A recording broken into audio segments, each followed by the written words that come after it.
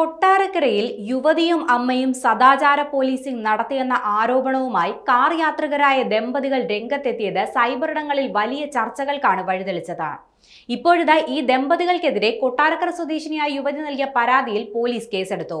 സദാചാര ആക്രമണം നേരിട്ട ബിമൽ ബാബു തന്നെയാണ് ഇക്കാര്യം വ്യക്തമാക്കിയത്. സദാചാര ആക്രമണം നടത്തിയ പെൺകുട്ടി തന്നെ തനിക്കെതിരെ സൈബർ സെല്ലിൽ പരാതി നൽകിയെന്നാണ് ഇദ്ദേഹം വെളിപ്പെടുത്തിയത്. പിന്നീട് ഇതേ പെൺകുട്ടി കൊട്ടാരക്കര പോലീസ് സ്റ്റേഷനിലും പരാതി നൽകുകയായിരുന്നു. ആശുപത്രിയിൽ നിന്നും വീട്ടിലേക്ക് പോകുന്ന വഴി ദേഹാസ്വാസ്ഥ്യം നേരിട്ടതിനെ തുടർന്നാണ് ബിമൽ ബാബുവും ഭാര്യയും വഴിയരികിൽ കാർ നിർത്തിയിട്ട് വിശ്രമിച്ചത്. ഈ സമയം സമീപവാസിയായ പെൺകുട്ടി ഗുരുതര ആരോപണങ്ങൾ ഉയർത്തി രംഗത്ത് വരികയും സമീപവാസികളെ വിളിച്ചു വരുത്തുകയുമായിരുന്നു. ഇതോടെയാണ് ബിമൽ ബാബു സംഭവത്തിന്റെ വീഡിയോ ചിത്രീകരിച്ച് സമൂഹ മാധ്യമങ്ങളിൽ പോസ്റ്റ് ചെയ്തത്. പെൺകുട്ടി വിളിച്ചു വരുത്തിയ ഒരാൾ വന്ന് കാറിന്റെ വീഡിയോ എടുത്തതിനു ശേഷമാണ് താൻ ഫോണിന്റെ ക്യാമറ ഓൺ ചെയ്തതെന്നും ബിമൽ പറയുന്നുണ്ട്. ഒപ്പമുള്ളത് തന്റെ ഭാര്യയാണെന്നും തങ്ങൾക്ക് 2 വയസ്സുള്ള ഒരു മകനുണ്ടെന്നുമെല്ലാം ബിമൽ ഇവരോട് പറഞ്ഞിരുന്നു.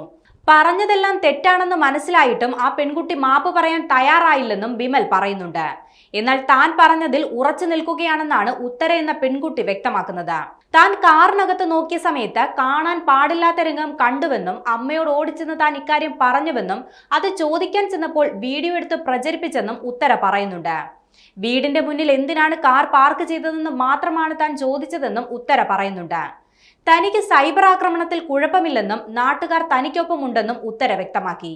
ഉത്തര പരസ്യമായി മാപ്പ് പറയണമെന്നായിരുന്നു ബിമൽ ബാബുവിന്റെ ആവശ്യം.